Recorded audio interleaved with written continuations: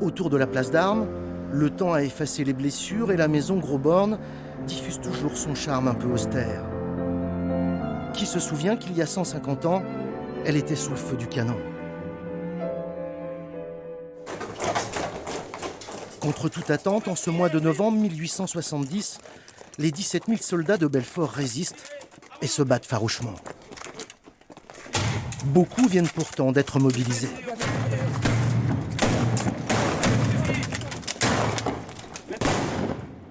Certains, par exemple, on le sait, n'ont jamais tiré avant d'avoir rencontré un Prussien. Ils ne savent pas épauler, ils ne savent pas viser, donc ce qui complexifie, bien entendu, lorsqu'on mène des actions en direction des Prussiens, de l'assaillant, qui, lui, fait partie, on va dire, à une armée quand même un peu mieux entraînée, mieux préparée, mieux équipée. La population, elle, se protège comme elle peut des canons prussiens. L'avantage, dit-on, c'est que l'on voit souvent arriver les obus. C'est le maire de Belfort de l'époque qui emporte le témoignage. On pouvait vivre dans les maisons de la ville de Belfort jusqu'au premier étage. Jusqu'à cet étage-là, les obus n'étaient pas encore suffisamment puissants, on n'est pas encore dans la Première Guerre mondiale pour qu'un obus puisse vraiment atteindre l'intérieur d'une maison.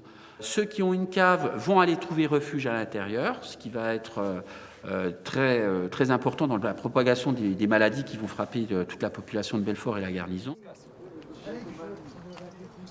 Une chose est sûre, il n'y a pas de pénurie d'alcool au milieu de ce chaos.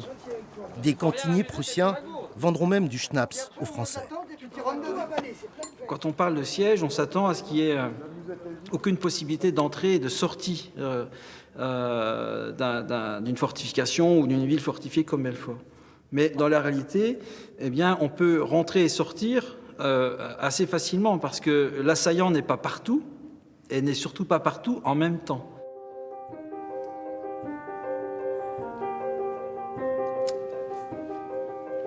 Le soldat du siège de Belfort ne souffre pas de la faim. Il est suffisamment pourvu en nourriture, à un tel point qu'il va même se permettre de donner une partie de cette nourriture lui-même à la population civile. On va appeler ça le pain des pauvres. La guerre de siège est éprouvante. Mais des habitants sont aux côtés des soldats pour les soutenir ou les soigner. C'est le cas d'une jeune femme de la ville. Elle s'appelle Marie Lefebvre. C'est une mère courage belfortaine, finalement, qui s'est dévouée en tant que volontaire. Alors, c'est important de dire ça, puisqu'on est dans une période de notre histoire où les blessés ne sont pas, commencent seulement à être considérés par l'autorité administrative et militaire. On commence véritablement à organiser des services d'ambulance aux abords des villes assiégées, sur les champs de bataille.